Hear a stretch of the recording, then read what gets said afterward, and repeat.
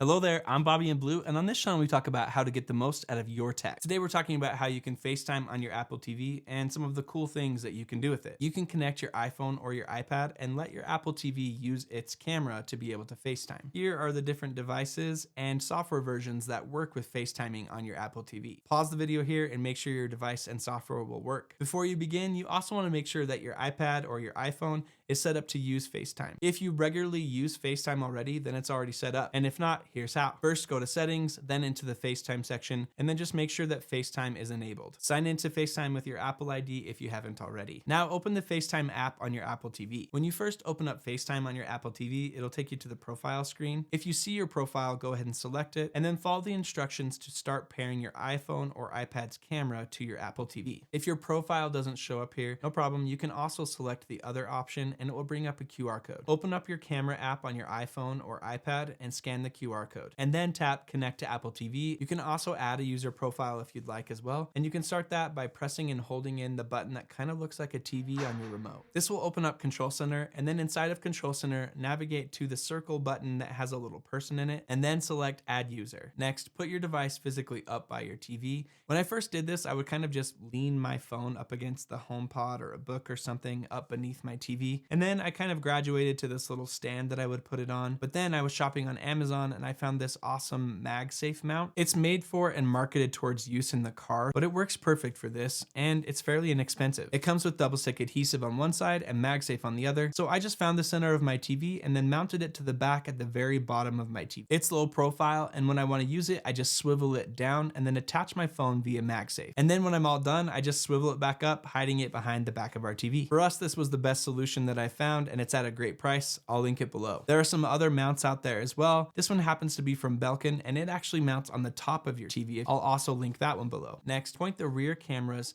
towards the area that you'd like to be included in your FaceTime call. So in this case, I'm gonna point it towards the area here with the couch because that's where I want to sit during my FaceTime calls. FaceTime on the Apple TV uses center stage, which is a cool technology from Apple that essentially just zooms in on the area where the people are. This is also nice if you wanna share a process or show somebody an idea because it'll just move around and stay with you. After you have your phone connected and it's all set up and ready to go, you're ready to start your call. Your recent FaceTime calls will show up on the screen here, and you can also select the plus button to start a new call. You can also receive a FaceTime call on your Apple TV. When a new call comes in, you'll get a notification on your screen. You can press the small little screen button on your Apple TV remote to choose to accept or decline the call. You can also start or receive a call on your iPhone or iPad and then transfer it over to use the big screen with the Apple TV. Next, let's go over the buttons on the FaceTime interface. End and mute are self-explanatory, and camera lets you select a different camera if you'd like to. SharePlay we'll talk about a little bit later. And then the info button lets you add somebody to the call, or you can turn on live captions. Live captions uses AI to put the text on the screen that the person is currently saying to you. This is a pretty slick feature, and in my experience, it works really well. The center stage button lets you turn the zooming and moving of the camera to stay with the person on or off. Portrait mode allows you to blur the background, and the reactions button lets you turn on or off the different Apple reactions, such as hearts on the screen, fireworks,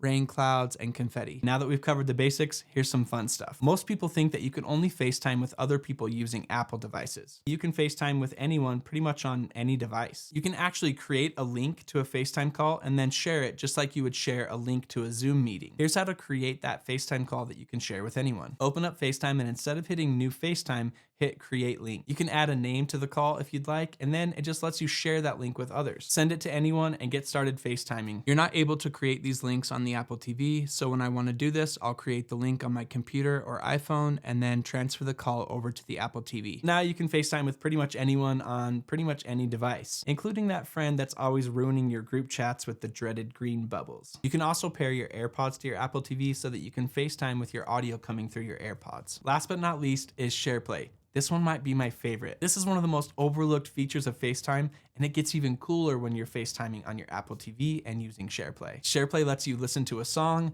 watch a movie or a show, and even do Apple Fitness workouts with somebody via FaceTime. So next time you're away and you want to catch up on your show with your favorite person, you can FaceTime that person and watch that show together via SharePlay. It's so cool, and it's something that I can't believe more people don't use and talk about. To do this, you just start a FaceTime call with your favorite person and then go to Apple TV or Music or HBO Max or Hulu or YouTube or any other SharePlay enabled app. Then you just select the show that you want to watch and start watching something. It will let you share that show with another person via FaceTime, and it will make sure that the start and stop time syncs up with the other person. SharePlay works on your iPhone, your iPad, or even the Mac, but I think it's even better on your big TV screen. My kids really love using FaceTime on the Apple TV because it's so much easier than trying to pass a device around. Also, it doesn't hurt that they get to see themselves up on the big screen. They love that. Is there another FaceTime tip that you love? Share it in the comments below. Thanks for watching. I'm BobbyInBlue. Follow for more on how to get the most out of your tech. We'll see you in the next one.